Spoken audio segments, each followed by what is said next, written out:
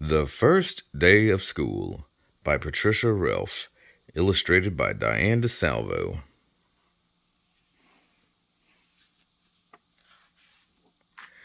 Summer was almost over. Soon Elizabeth would be going to school for the very first time. Every night, she and Mikey played school with the new book bag and crayons that Mommy and Daddy had given her. A few days before school opened, Mommy took the children to visit Elizabeth's classroom. Mrs. Ford was going to be Elizabeth's teacher. "Come, Elizabeth, I'll show you our room," said Mrs. Ford. Elizabeth looked at the cubbyhole where she would hang her jacket. She saw the gerbil and the bathroom and the shelves full of books and toys. "I like this school," Elizabeth said. At last, the first day of school arrived. Elizabeth woke up very early. She put on her special present from Grandma, a new pink sweater with a bear on the front. She ate her breakfast in a hurry, then she waited by the door, all ready to go. "Mommy is taking an awfully long time," Elizabeth thought. Elizabeth didn't want to be late for school on the first day. But they got there right on time. Mommy helped Elizabeth put her things in her cubbyhole. Elizabeth couldn't wait to join the class, but first Mommy and Mikey had to give her a goodbye hug.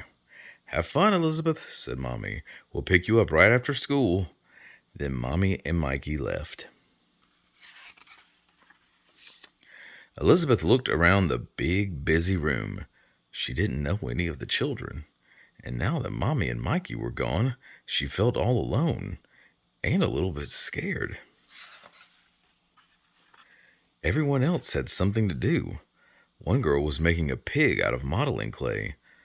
A boy was building a castle with blocks. Another boy was painting a picture of a dragon.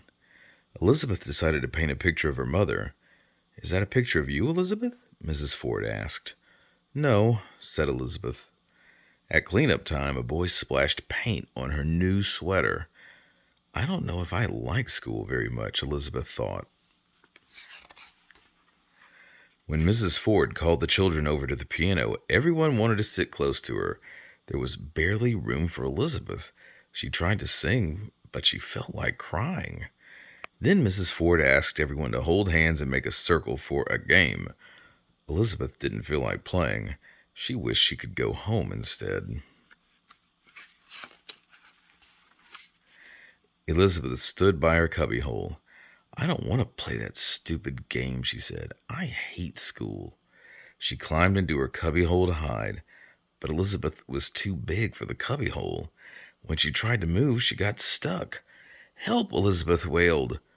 A little boy named William was the only one who heard her.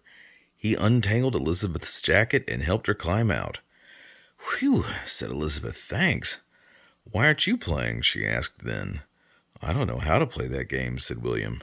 "Come on," said Elizabeth. "I'll show you." Elizabeth took her new friend's hand, tapped a girl on the shoulder, and got into the circle with William. "I'm glad you and William joined us, Elizabeth," said Mrs. Ford. Later, Mrs. Ford let Elizabeth and William hand out cups and crackers at snack time. Afterward, they played Simon Says with everyone. William was Simon. "What did you do at school today?" asked Mommy when she and Mikey came to take Elizabeth home. "Oh, nothing," Elizabeth said, looking over at William, "but I can hardly wait for tomorrow. I like school."